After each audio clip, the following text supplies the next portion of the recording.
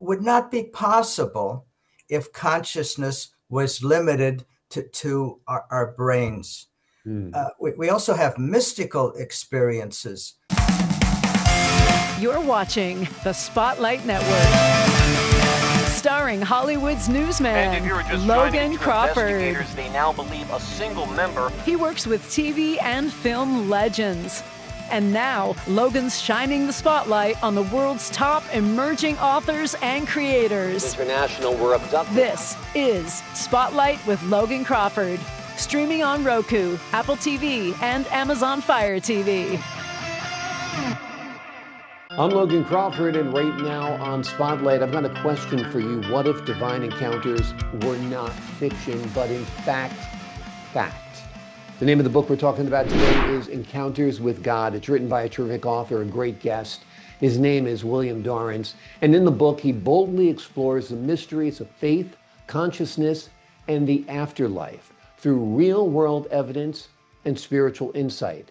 This thought-provoking work investigates why God communicates with humanity, the truth behind near-death experiences, and the reasons science and religion often ignore the most compelling signs of a spiritual reality.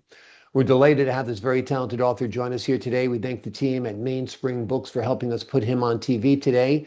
And we ask viewers like you to support authors like him by subscribing to our channel and by purchasing his powerful book. The links are below this interview. Bill, thank you so much for joining me here today. Well, thank you. I hope I can speak about my book half as well as you just did in introducing it. Thank you. Well, thank you so much. You did a great job writing this book. It's eloquent, it's articulate, and it's right on the spot. Let's talk to us a little bit about how your book bridges the gap between faith and science. Well, we all have or live in two different worlds. Excuse me for scratching, but we live in an external world of people, places, and things, and we share those experiences with others, and they can be validated. But we also live in an internal world. We think of that internal world as our thoughts and our emotions, but that internal world can also, besides dreams and nightmares and daydreams and things that aren't particularly weird or strange, we can have psychic experiences which actually can be validated or proven that they legitimately refer or reveal capabilities of our brain that would not be possible if consciousness was limited to our brains. We also have mystical experiences, which science tends to want to deny that they actually exist. But mystical experiences, when I was a child, I was afraid to tell anybody about my experiences because I was afraid I would be put in a sanitarium. And so most of the experiences in my book, or a large percentage of them, I've never told anybody about because people don't relate to it. They don't tend to believe me. I've had to, over almost 40 years, accumulate evidence to validate and prove that I'm not making this stuff up. It's real. And I'm not the only one that has weird experiences that people, especially the scientists in this country, don't want to accept and add to what the field fund of knowledge that they embrace and believe and will study. And so that's why eventually at almost 83 years of age, I finally revealed to actually people that I've known for years, very on a very, very well personal level, but never told them about. So anyway, I especially those of you who, like me, have had weird experiences that you don't want to share with others, my book would be a good introduction to sharing them with them. Absolutely. I think science tends to dismiss anything that it can't explain, and it can't explain a lot. And that's the problem. I think that's why we have this divide. Talk to us a little bit about one of those weird experiences that you had that is significant, that you feel would be dismissed by the medical community or the scientific community, but you know is real and had a profound impact on you. Well, one of the first really profound experience is the one that I was probably the least inclined to want to share with my dad, who was an atheist. When I was sitting in church in the 8th grade, listening to a sermon for the first time, while the minister was speaking, surrounded by the congregation, suddenly the minister and the congregation disappeared, and all I experienced was what I experienced as the voice of God telling me the 3 primary teachings within the world's divinely inspired religions. Well, what that voice told me was completely conflicted with what the minister was saying.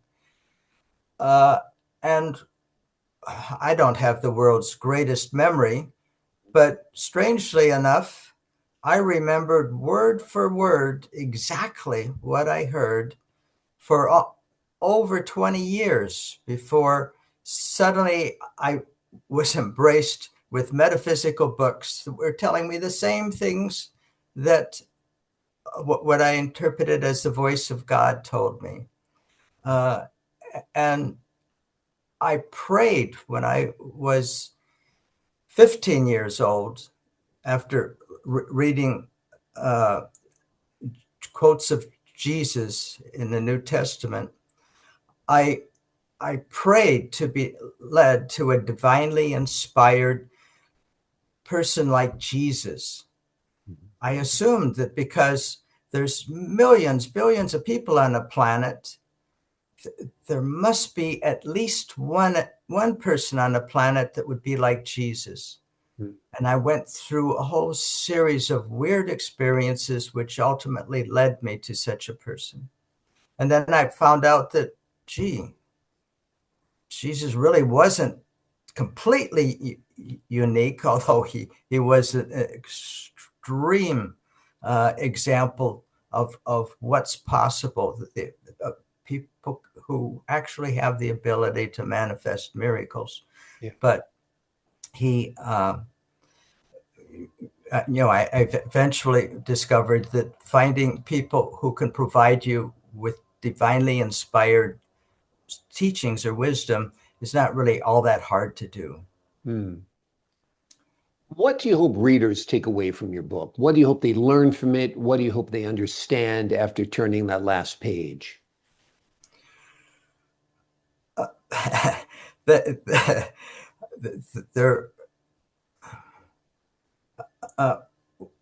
Well, because my father was an atheist, while he was alive, on several Christmases, I wrote letters to him, trying to share with him the evidence that I had experienced that year that proved to me that there is evidence that we're spiritual beings. We're not just bodies with brains that are born and die and disappear, but we're spiritual beings who were never born. We were created by God. We're spiritual beings that when the body dies, we continue. And so I wanted to share those insights with my dad. Well, after a few Christmases of doing this, he told me, don't ever send me one of those letters again. But that desire to be able to reveal to atheists and agnostics that instead of being afraid of finding out what's real about you, which is what I experience when I try to share any of this with somebody else who doesn't believe, that they act like they're afraid.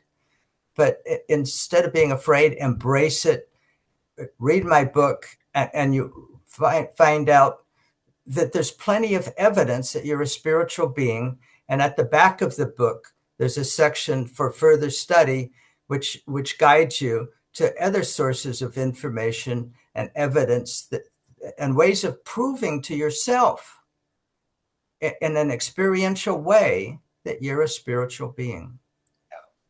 Exactly. Don't be afraid of what we don't understand. Embrace it, and then perhaps you'll have a better understanding of it. I think that's important, and I think that's what your book highlights. We have about 1 minute left. I want to ask you about near-death experiences. They seem to be key in bridging the corporal world to the spiritual world. Talk to us a little bit about that. Well, it's one of the examples that I have in the book of where science, in my opinion, has proven that we're spiritual beings, that the basically the dogma that students are taught, especially when they enter a science discipline, is simply not true.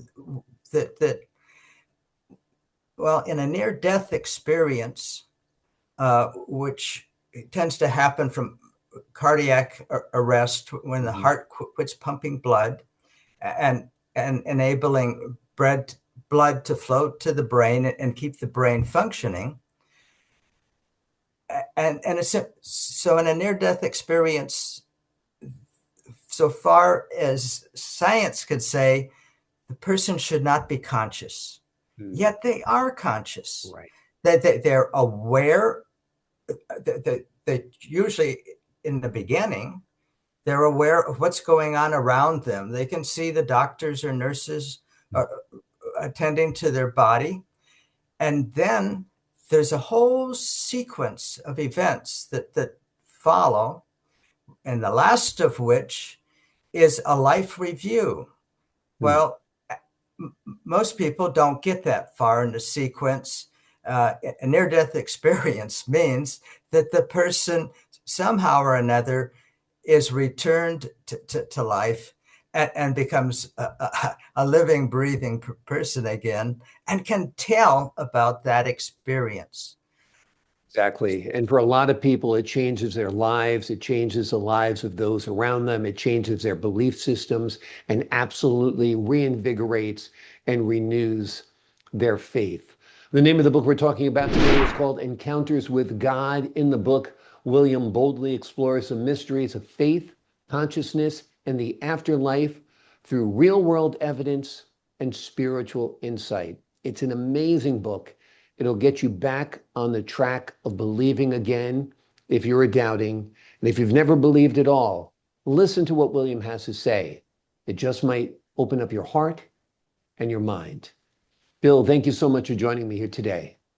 Oh, thank you, Logan. I really appreciate it. And I wish I was able to speak as eloquently as you do. Well, I appreciate that, sir. You speak very eloquently and you write beautifully as well.